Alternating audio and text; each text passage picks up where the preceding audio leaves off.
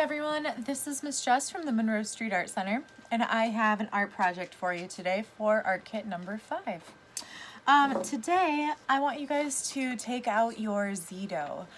You either have the scent of watermelon or pineapple.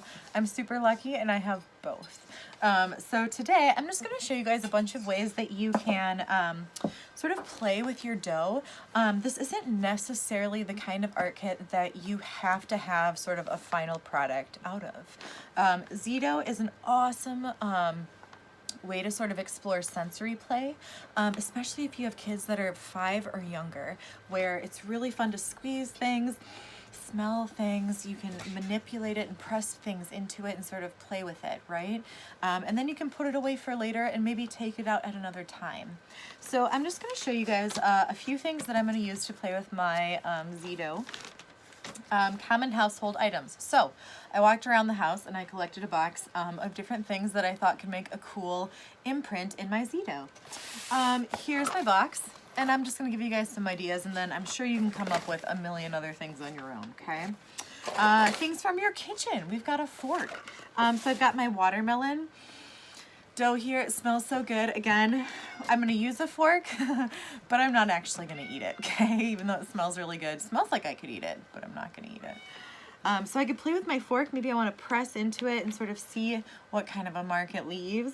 I could use the tip of my fork and put dots in it like this. Let's see. I've got a whisk. A whisk. And I bet if I press my pineapple scent really fast, I can use my whisk and see what kind of a shape that makes. It's kind of a star. That one's awesome. Let's see if you have any hardware laying around, perhaps something like a wrench. I could flatten my dough again, and that's the best part, is that with Play-Doh, if you make a mistake or if you don't like the way it looks, you can just squish it up again and start over. So I noticed on this, like, this is a really cool texture. It sort of has a lot of little bumps on it.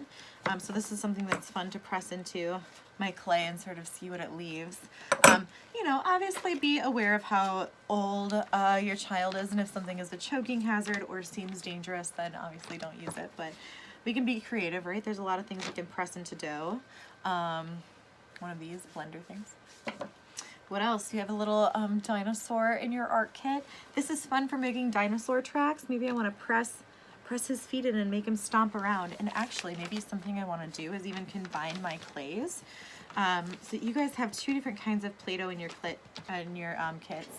Mine is starting to kind of stick to the table here, so I'm just going to kind of scrape it off. But you have 2 different Play-Dohs, so if you want to, you can take a little bit of both and even squish them together. Just because I know I want to do some other art projects this week, it's not a bad idea to save a little bit for later in case you want to make something else out of it. But today I want a pineapple watermelon explosion, so I'm going to twist mine together and I'm going to make a whole pile of it so that I can make a bunch of imprints.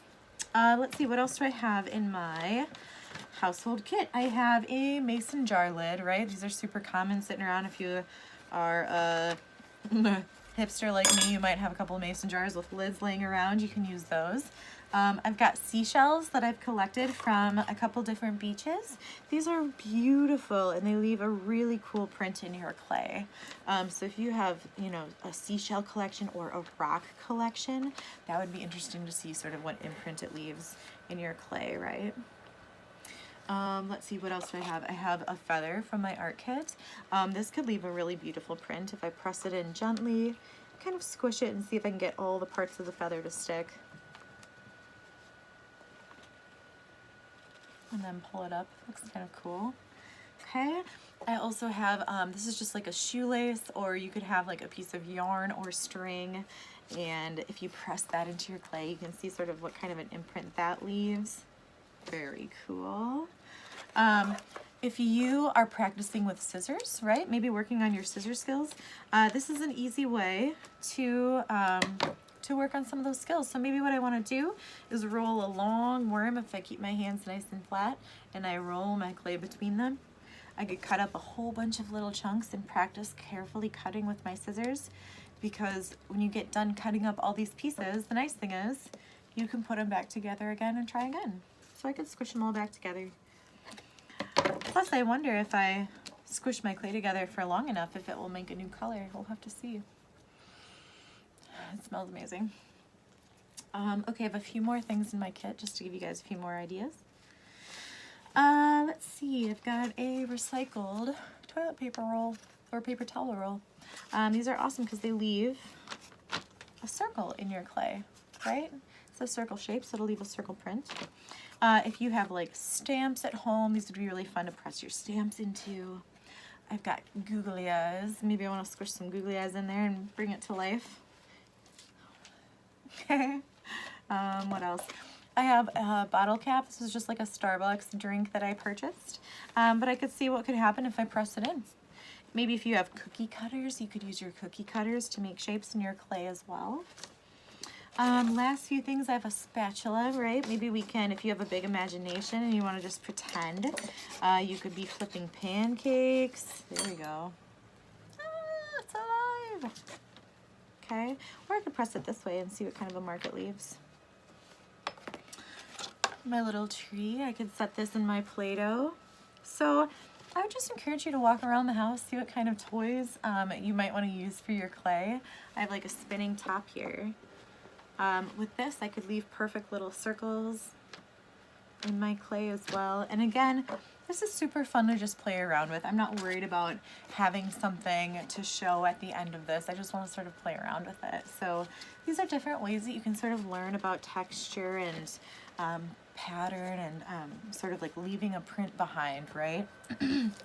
So anyways, enjoy playing with your Play-Doh, your ZDough, whatever sense that you have. Just embrace it and maybe keep a box of household things that you can use to squish into it, okay? If you do decide to make something cool out of it and you want to share your creation with us, we would love to see it, okay? Have fun.